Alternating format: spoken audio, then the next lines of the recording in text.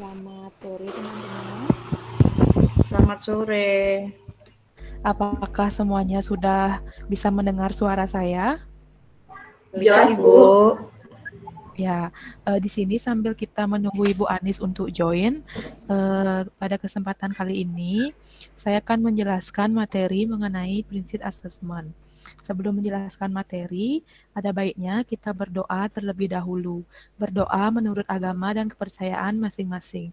Berdoa dipersilahkan.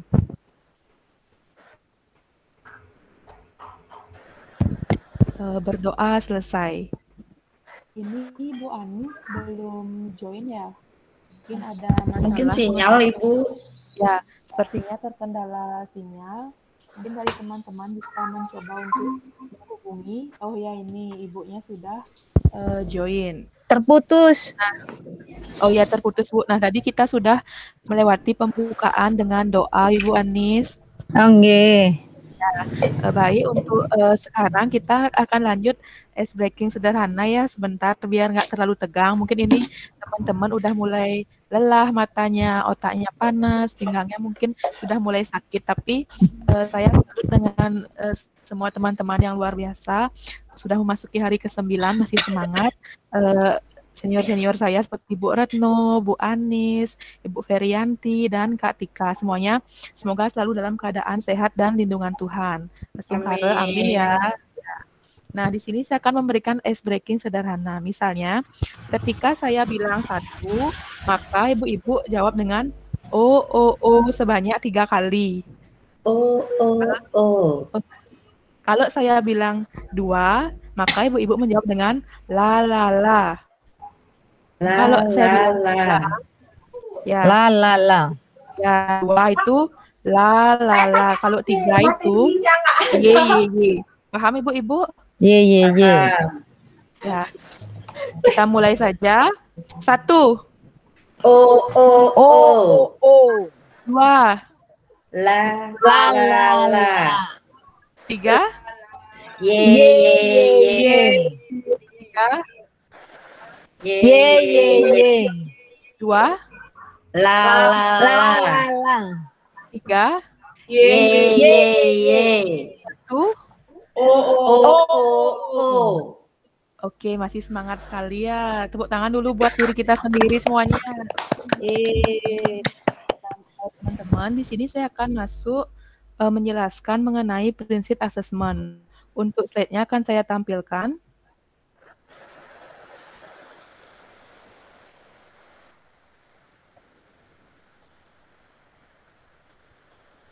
Kok saya nggak muncul materi ya?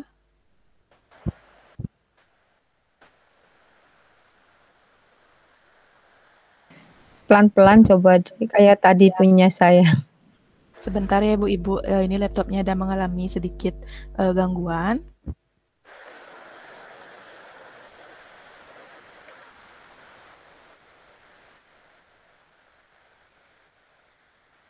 Ini presentasinya kok nggak mau dia share dia.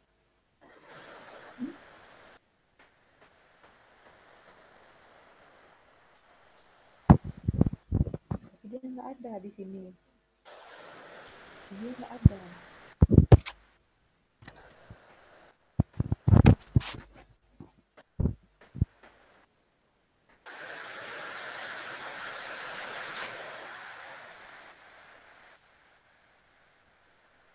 Ibu-ibu, apakah sudah bisa melihat slide saya? Yang Bu. Belum. Non-proses. Nah, ini sudah Non-proses. Oh, ya.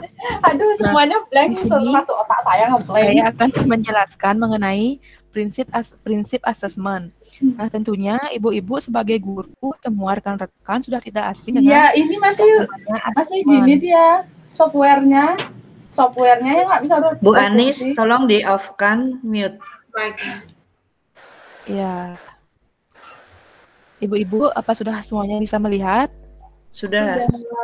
Ya, di sini kita akan membahas mengenai prinsip assessment. Nah, tentunya sebagai guru sudah tidak asing dengan yang namanya assessment. Misalnya pengalaman sebagai guru itu, assessment itu merupakan hal yang penting. Nah, di sini saya minta pendapat dari rekan-rekan, apa sih yang dimaksud dengan asesmen menurut pendapat rekan-rekan sendiri. Nah, misalnya saya mulai dari Bu Retno, apa asesmen yang Ibu ketahui, Bu? Silahkan Bu Retno. Ya, asesmen itu adalah suatu bentuk penilaian bagaimana proses pembelajaran dari peserta didik itu bisa kita lihat dari kemajuannya, dari yang tidak bisa menjadi bisa. Dan asesmen itu tentu saja ada beberapa bentuk gitu ya, dan bisa dilakukan dalam ada 3 macam gitu, seperti sebelum pembelajaran, pada saat pembelajaran, dan sesudah pembelajaran. Seperti itu, Ibu. Ya, jadi menurut Ibu Retno, asesmen itu adalah sebuah proses pembelajaran. Nah, kalau menurut rekan-rekan yang lain, apakah ada yang punya pendapat yang berbeda dari Ibu Retno? Penilaian pembelajaran gitu ya, Bu ya? Ya, Saya proses penilaian. Oh, menurut saya penilaian. Ya merupakan proses penilaian ya. Ya, nah kita keep dulu jawaban teman-teman. Nah, di sini saya ingin bertanya lagi, ketika melakukan asesmen, apakah rekan-rekan tahu prinsip asesmen itu apa saja? Silahkan, mungkin Kak Tika, tahu nggak apa itu prinsip asesmen? Asesmen itu prinsipnya harus terukur, pasti terukur, dan jelas kriterianya apa. Kemudian hasil dari asesmen harus informatif dan sederhana. Maksudnya dari hasil yang keluar itu informasi yang terkandung di dalamnya harus dimengerti baik oleh peserta didik, baik oleh guru maupun orang tua peserta didik yang ingin memantau perkembangan anaknya. Jadi saya rasa itu terukur, spesifik dan terukur, kemudian informatif dan sederhana. Segitu sih menurut pengalaman saya. Jadi itu menurut pemahaman Ibu Tika, bagus sekali. Mungkin dari Ibu Ferry, apakah setuju dengan pernyataan dari Ibu Kartika? Setuju, Bu. Oke, nah jadi kita keep dulu jawaban teman-teman. Di sini saya akan menjelaskan mengenai prinsip asesmen. Nah, di akhir sesi ini, saya mengharapkan rekan-rekan bisa memahami tentang prinsip asesmen dan asesmen dalam alur penerapan pembelajaran. Nah, di sini pertama-tama mari kita mempelajari tentang 5 prinsip asesmen. Jadi, ini adalah 5 prinsip asesmen, bisa pada slide. Yang pertama itu, pembelajaran dirancang dengan mempertimbangkan tingkat pencapaian peserta didik saat ini, sesuai kebutuhan belajar, serta mencerminkan karakter dan perkembangan mereka. Yang kedua, pembelajaran dirancang dan dilaksanakan untuk membangun kapasitas belajar peserta didik dan kapasitas mereka untuk menjadi pembelajar sepanjang hayat, mendorong pengembangan kapasitas belajar. Kemudian yang ketiga, kegiatan belajar mendukung perkembangan kognitif dan karakter peserta didik secara berkelanjutan dan holistik. Yang keempat, pembelajaran yang relevan yaitu pembelajaran yang dirancang sesuai konteks kehidupan dan budaya peserta didik, serta melibatkan orang tua dan komunitas sebagai mitra. Kemudian yang kelima, pembelajaran berorientasi pada masa depan yang berkelanjutan. Nah, ini merupakan 5 prinsip pembelajaran dalam asesmen. Saya lanjut dulu. Kemudian, di sini 5 prinsip asesmen. Yang pertama, asesmen merupakan bagian terpadu dari proses pembelajaran, memfasilitasi pembelajaran, menyediakan informasi sebagai umpan balik untuk guru, peserta didik, dan orang tua. Kemudian prinsip yang kedua, asesmen perlu dirancang dan dilakukan sesuai dengan tujuan. Yang ketiga, asesmen dirancang secara adil, valid, dan dapat dipercaya. Memberikan informasi yang kaya bagi guru, peserta didik, dan orang tua mengenai kemajuan dan pencapaian pembelajaran, serta keputusan tentang langkah selanjutnya. Kemudian yang keempat, asesmen sebaiknya meliputi berbagai bentuk tugas, instrumen, dan teknik yang sesuai dengan tujuan pembelajaran yang ditargetkan. Kemudian yang kelima, Laporan kemajuan belajar dan pencapaian peserta didik bersifat sederhana dan informatif, memberikan informasi yang bermanfaat untuk peserta didik dan data yang berguna untuk penjaminan dan peningkatan mutu pembelajaran. Nah, rekan-rekan bisa dicermati di slide ini merupakan 5 prinsip dari asesmen. Apakah selama melaksanakan asesmen, teman-teman sebagai guru sudah memperhatikan 5 prinsip ini? Bagaimana teman-teman? Mungkin Ibu Anis bagaimana? Sudah, tetapi setelah dibaca belum semuanya ya terrealisasi, ada kekurangannya, saya masih ada kekurangannya. Terima kasih. Ya, terima kasih Ibu. Nah, saya pun juga sama, masih belum sedetail ini. Mungkin dari rekan-rekan yang lain, dari Ibu Retno bagaimana? Iya Ibu, berarti saya sama setuju dengan Bu Anis itu. Berarti ternyata kita sebagai guru, saya terutama sebagai guru masih belum memenuhi 5 prinsip asesmen, karena masih ada poin-poin di mana saya masih belum melaksanakan itu. Gitu. Misalnya saja ini tentang maaf kalau kita bicara tentang sikap, Ya. Kadang-kadang nilai sikap itu kan sangat subjektif jadi kesannya gitu, sehingga kan menjadi tidak valid akhirnya kan seperti itu, mempengaruhi penilaian. Tapi disinilah yang kita dituntut untuk menjadi lebih objektif seperti itu. Tapi namanya guru itu ya tetap manusia aja gitu.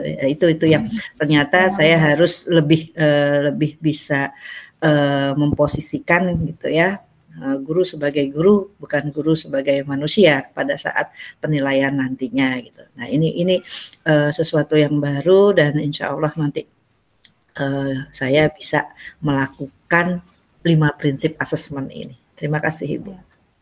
Ya, semoga terima kasih untuk Ibu Retno dan Ibu Anis. Semoga kedepannya kita bisa menerapkan 5 prinsip asesmen ini dalam penilaian proses pembelajaran. Baik, saya lanjut. Kemudian yang pertama, asesmen merupakan bagian terpadu dari proses pembelajaran, memfasilitasi pembelajaran, menyediakan informasi sebagai umpan balik untuk guru, peserta didik, dan orang tua. Nah, di sini maksudnya yang pertama itu guru merancang pembelajaran berdasarkan hasil asesmen. Kemudian, asesmen dikembangkan sejak awal perencanaan pembelajaran sehingga kegiatan asesmen terintegrasi dan berkaitan erat dengan pembelajaran. Kemudian yang ketiga, keterkaitan antara tujuan pembelajaran dengan asesmen yang dirancang. Nah, di sini termasuk dengan kriteria penilaian hasil belajar siswa, asesmen yang targeted sesuai kebutuhan belajar, asesmen memberikan pengaruh pada apa dan bagaimana peserta didik belajar dan juga sebaliknya. Kemudian prinsip asesmen yang kedua itu asesmen dapat digunakan untuk mendorong proses belajar menjadi bagian dari pembelajaran, mengembangkan kemampuan metakognitif dan refleksi. Nah, di sini maksudnya asesmen formatif, kemudian menilai hasil belajar dan mengambil keputusan di akhir suatu tahapan. Disebut dengan asesmen sumatif. Kemudian yang ketiga, menentukan kebutuhan belajar dan bentuk program pembelajaran individual peserta didik yang disebut dengan asesmen diagnosis. Kemudian pemahaman yang kedua, mengacu pada capaian pembelajaran. Nah, prinsip asesmen yang ketiga, asesmen dirancang secara adil, valid, dan dapat dipercaya, memberikan informasi yang kaya bagi guru, peserta didik, dan orang tua mengenai kemajuan dan pencapaian pembelajaran serta keputusan tentang langkah selanjutnya. Di sini maksud prinsipnya yaitu asesmen yang berkeadilan, memiliki validitas yang tinggi, reliable, adil, dan objektif.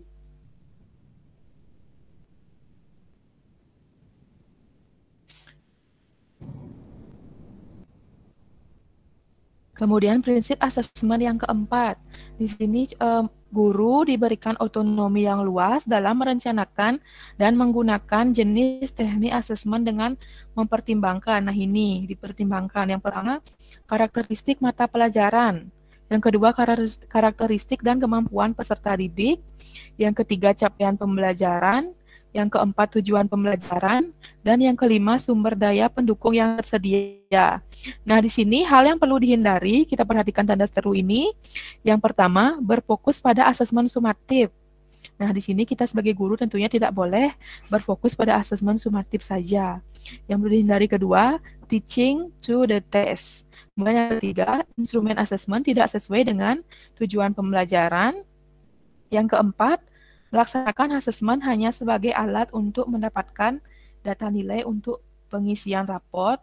Kemudian menggunakan hanya satu teknik penilaian saja. Nah, perlu diperhatikan ya Bapak Ibu, ini semua perlu dihindari.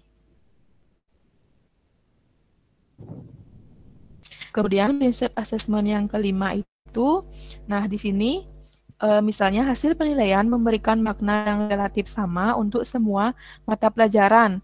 Misalnya nilai 100 bermakna sama antara satu mata pelajaran dengan mata pelajaran lainnya. Kemudian laporan kemajuan belajar mengacu pada ketercapaian kompetensi berdasarkan asesmen formatif dan sumatif. Asesmen mudah dipahami dan memberikan informasi yang utuh bagi orang tua. Asesmen juga harus menjawab kebutuhan peserta didik akan umpan balik yang memotivasi untuk mengembangkan diri. Serta asesmen mudah dilakukan oleh guru. Nah, di sini yang terpenting, guru diharapkan mampu menerapkan moderasi dalam asesmen. Maksudnya, memastikan antar guru mampu melakukan asesmen secara adil dan konsisten dengan menggunakan kriteria tertentu, lakukan komunikasi, konfirmasi, dan klarifikasi antar guru. Nah, di sini keterkaitan asesmen dengan prinsip pembelajaran. Misalnya, asesmen dirancang berpusat pada kompetensi siswa. Nah, di sini bisa dibaca saja ya Bapak Ibu, nanti akan saya kirimkan filenya melalui LMS-nya. Kemudian keterkaitan yang kedua, di sini bisa dibaca-baca saja Bapak Ibu, misalnya menanamkan growth mindset, pola pikir yang bertumbuh itu seperti apa. Di sini sudah ada contohnya.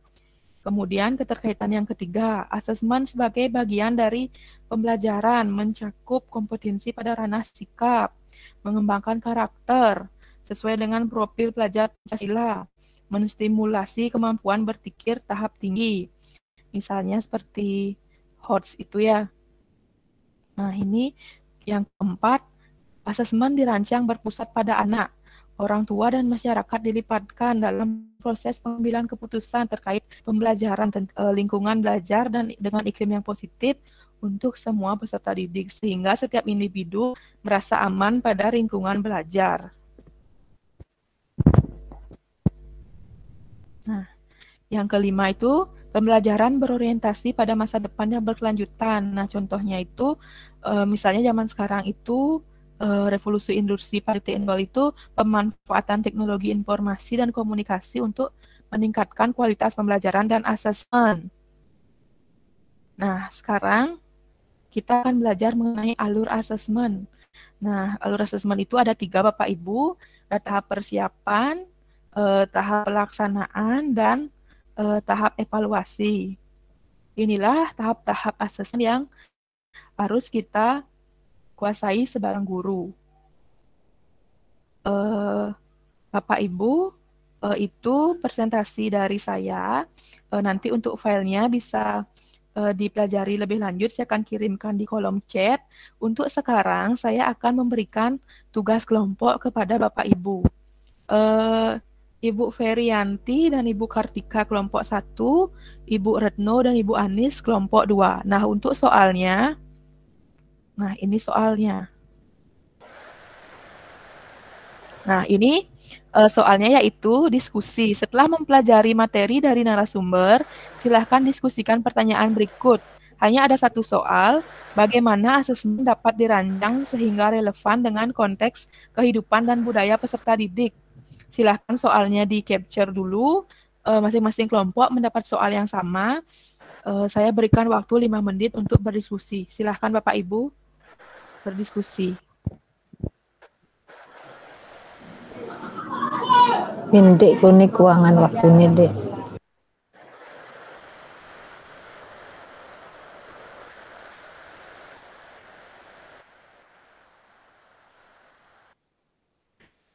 Ayo Bu Anis, kita udah selesai diskusi, kita presentasi. Bu, udah boleh presentasi, Bu? Ya, sudah. Untuk kelompok yang sudah siap, persilahkan untuk presentasi. Kelompoknya Ibu Retno, siapa yang mewakili? Bu Retno. Ya Ibu, Ya, saya mewakili. Nanti kalau ya namanya juga keterbatasan IT ya Bu. Nanti kalau apa saya kurang nanti Bu Anis yang menambahkan. Ya yang jelas yang relevan apa asesmen yang dapat dirancang sehingga harus relevan dengan konteks kehidupan dan budaya peserta didik, tentu saja kita mengacu pada anak didik kita sendiri, gitu ya, karena kita punya peserta didik yang beragam dan yang berbeda, yang semuanya itu tentu saja tidak bisa disamaratakan, sehingga kita harus tahu, gitu, harus betul-betul merancang tingkat, kalau bisa dikatakan tingkat kesulitan gitu ya dari peserta didik itu sendiri. Karena kalau siswa yang punya kebutuhan khusus, yang punya kesulitan belajar akan berbeda dengan siswa yang reguler. Seperti itu kalau dari kelompok kami. Monggo Bu Anis ditambahkan. Ya, terima kasih Bu Retno. Mungkin dari rekan satu kelompok Ibu Anis ada pendapat yang berbeda atau sudah cukup Ibu?